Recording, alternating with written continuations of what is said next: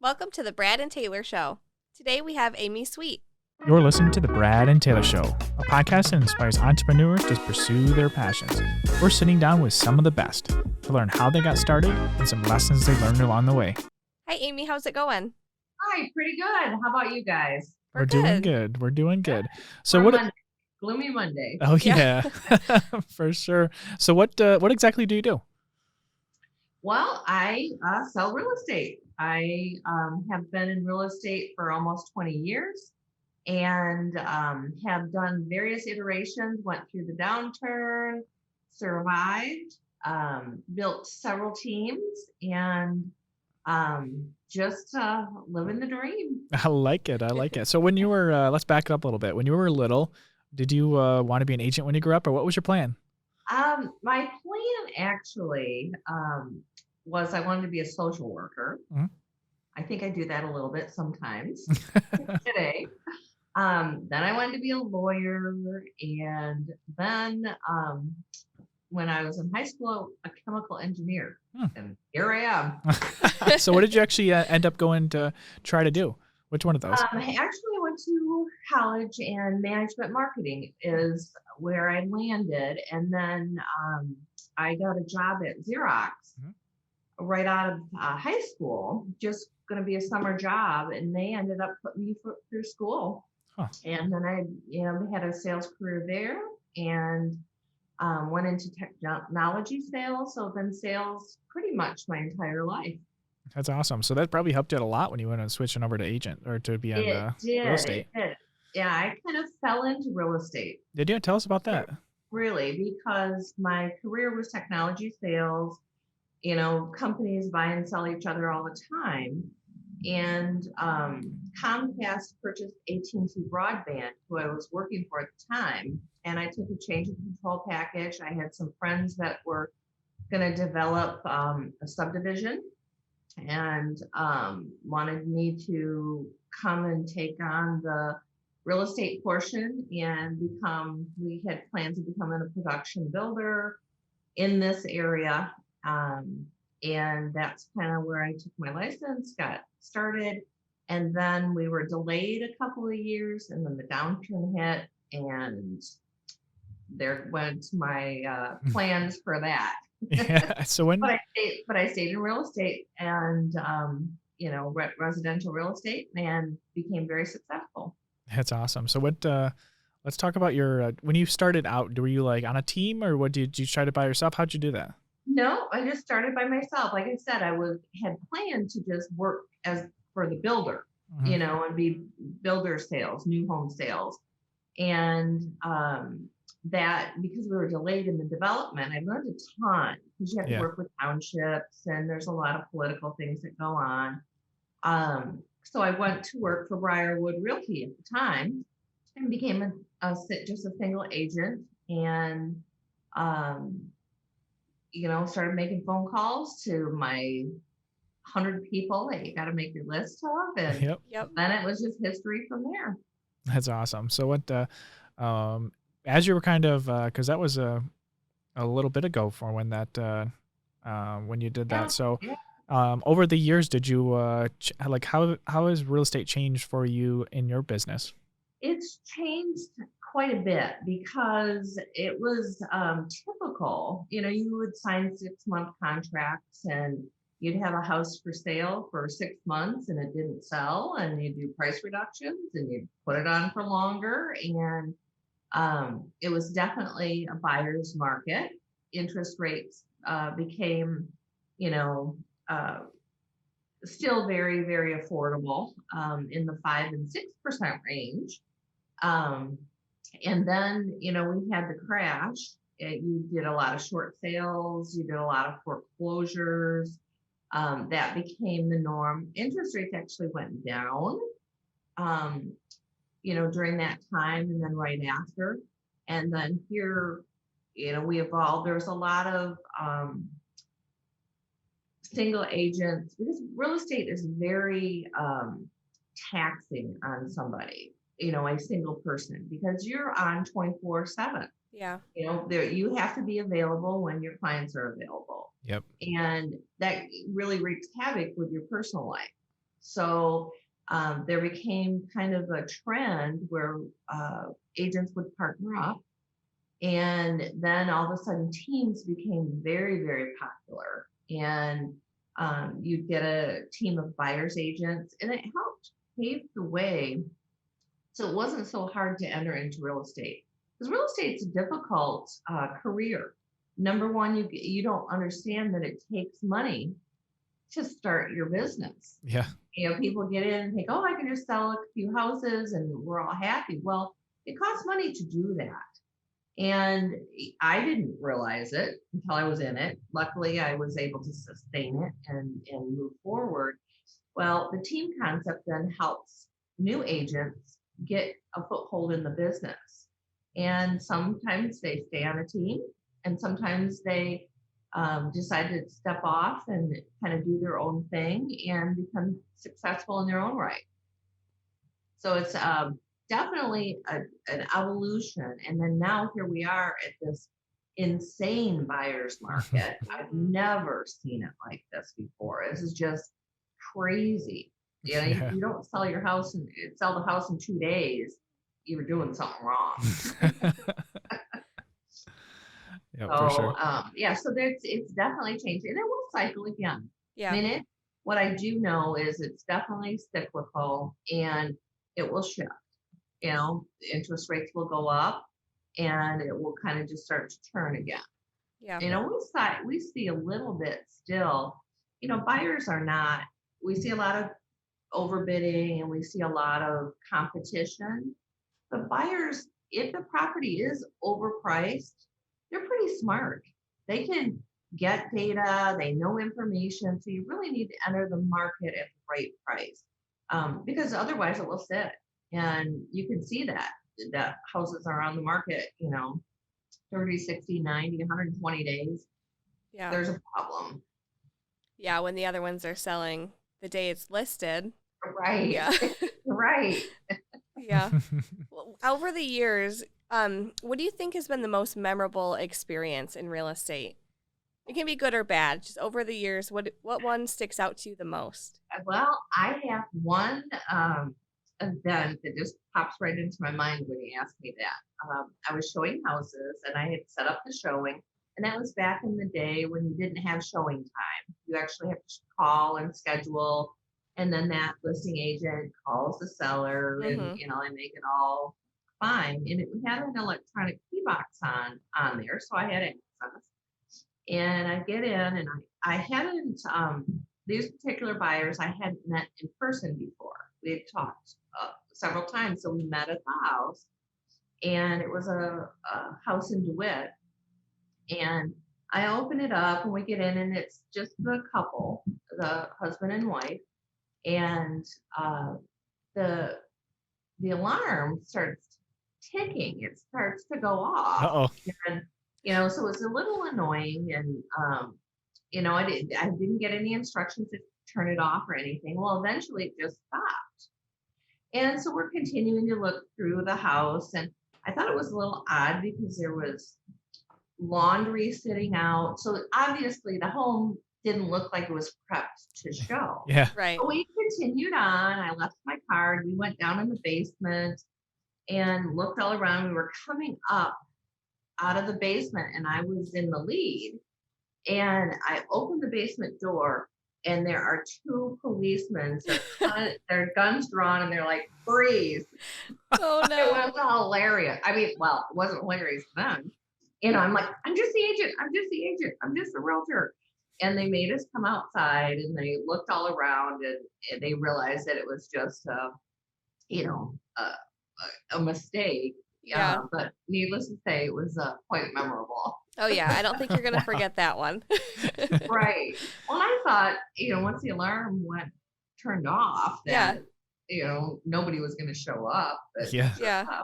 It's pretty crazy, especially when I was expecting you to tell me it was like the wrong house or something. 'Cause I know. We've had one time where we went out to the house, and we there was two houses next to each other, and it was the same person, the same lockbox code, and we went in, and they're like, I don't know, this isn't staged at all. There's something wrong here. This is like there's Turns out stuff being the wrong everywhere. house. Turns out to be in the wrong house. Right. It's just crazy. Yeah. But that's So what I was expecting. Yeah. yeah, definitely agents. If we collaborated and wrote a book, it would be hilarious. Yeah, what? It would be. That's actually a really good idea. Just all the stories. Yeah, Right. that's awesome. What kind of advice did you get back in the beginning when you started out that kind of helped you out along your way? Well, interestingly enough, when I started, it really wasn't advice. It was, basically, we don't do a lot of training. You need to figure this out on your own. And I'm Yeah. like, oh, well, okay, that's really great. Well, luckily, I'm a pretty competitive person, and I was going to prove that person wrong. It's like, you just wait and see. And sure enough, uh, I ended up my first year, I did extremely well. And that person did say um, later, uh, wow, you really have what it takes, which kind of made me feel good. Yeah, Yeah. that's So awesome. anyway, and the biggest thing, I guess, since I didn't get real good advice to start, because I would never do that to somebody, because that just, kind of wasn't very nice, actually. Um, is just persistence. The biggest thing that I have found is follow up, follow up, follow up. Even when you don't like following up and you're feeling like you're a pest, follow up, because that it takes, I think they've proven 7 times, 7 contacts to a person before they actually may respond to you. And it's not because you're being a pest or they don't like you. It's just they have other things going on in their lives, Yeah. and they're distracted and they do other things. So follow up. And that, at times where I didn't want to follow up and I'm like, but I do it, and then it converted and it made it all worthwhile. That's awesome. What is let's switch it up a little bit. What's the worst advice you've ever gotten? Um, You're let's like, see. that didn't work. I'm trying to think. Other than no advice, Right. That was probably pretty good too. Yeah. yeah. I don't know. I have a hard. I guess I can't think of anything in particular. I mean, most things work if Yeah. you just do it. It just may not be as many conversions as you think it might be. Yeah. But most people respond just to, people in general. I've had some definitely advertising and things that didn't actually work out, Yeah. because everybody in real estate wants you to spend your money, Yep. and I would say conserve, because you are your best advocate. You are your best investment. You don't need to put money out into a lot of different things, because generally you're the one that's going to be ending up making the connections and making the success. Yep. That's awesome. Yeah. So what is probably the best book that you've read that you could recommend to somebody? My all-time favorite is Good to Great by Yep. Jim Collins. That has served me well. I mean, I read it right when it was published years and years and years ago in my other career. But no matter where you go, and even in what crossroads in life, that it has sound advice. Yeah. Yeah, that's awesome. So let's say let's say you had to start all over today and you had $1,000. How would you spend that $1,000? Well, number one, get a good database. And they have a bazillion different databases out there, some that are for real estate specifically. And it doesn't really matter what it is, as long as you're going to use it. It can be an Excel spreadsheet, it can be top producer, it can be whatever. But if you're not going to use it, you're not going to update it, you're not going to refer to it, it's not going to work. So commit to something, because your biggest value is the relationships that you make and keeping in touch with those people Yeah. over the long haul. Yep. So that would be the biggest investment. I would make sure that if a person doesn't have sales training per se, they should get some type of sales training. Real estate is a sales position. You Yep. know, yes, we show houses, yes, we make relationships and we're all happy and all good, but a sales training will pay off in spades because we are in sales. Yeah. And then social media. Awesome. And I think those are the biggest things because, you know, they always tell you to make a list of 100 people that you know and start calling and make contact with them. What better way to do that than social media? Yeah, especially now, it's like you got your whole list Yep. right ready for you. Right, right. Yeah, the Right. whole friends list. Yeah, and the biggest thing is just to let people know what you're doing. Yep. Mhm. Yeah. Do you have you talked about you kind of had different teams over the years. Do you have what's your team look like right now? Well, me, I like it. I like it. and actually, I'm happy with that. It's worked out. You know, I'll get some admin help on a part-time basis. I'm exploring options with a virtual admin, which I've never done before. And for those things that I don't have time for, it doesn't matter where they're at, you know, as long as they have experience and they know the real estate industry per se, you can be anywhere and get that support. And, you know, right now it's a challenge for buyer's agents, just simply because I've been keeping track and you're generally writing 5 offers before you get one to go. You know, which is not the greatest percentages. Yep. You just have to work a lot harder, you know, and I've made the shift as well that I'm not doing a lot of pay for leads, Mhm. like on Zillow and Realtor.com and all of that. I've chosen not to give my money away that way because I have built up enough of my database. I'm keeping in touch with them that I can sustain and have a good living with that database. And over the years, even when I had teams, 65 to 83% of my business were past clients or referrals. Yeah. So why am I not investing in that? Yep. So true. So true. Awesome. Well, how can people get a hold of you? Well, they can get in touch with me via email, amysweet@sweetteamhomes.com.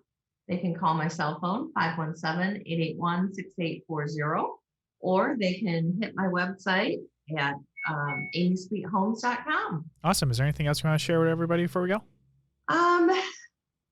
Just the fact that Window Still is fantastic. They really, really do make a difference on the photos. In the past, when you were first starting out, I have to share this story. I like it. I had, I would have for sale by owner people call me, not for me to list their house, but ask who my photographer was. I think I remember this. I think you told me. I remember that. Yes. And I'm like, okay, do I tell them or don't I tell them? But I told them. And I remember that. I think you got a couple of deals off of it. Yep. I remember that. That was funny. I remember you were just saying, hey, this just happened. Right. So- You know, and I'm like, all right, it's an opportunity. Yep. But then I figured once you took the photos, it was going to sell. Yeah. Yeah. And that was before it was such a seller's market. Yeah. Yeah. So it's so true. Well, awesome. Hey, thanks for coming on and sharing your story with us today.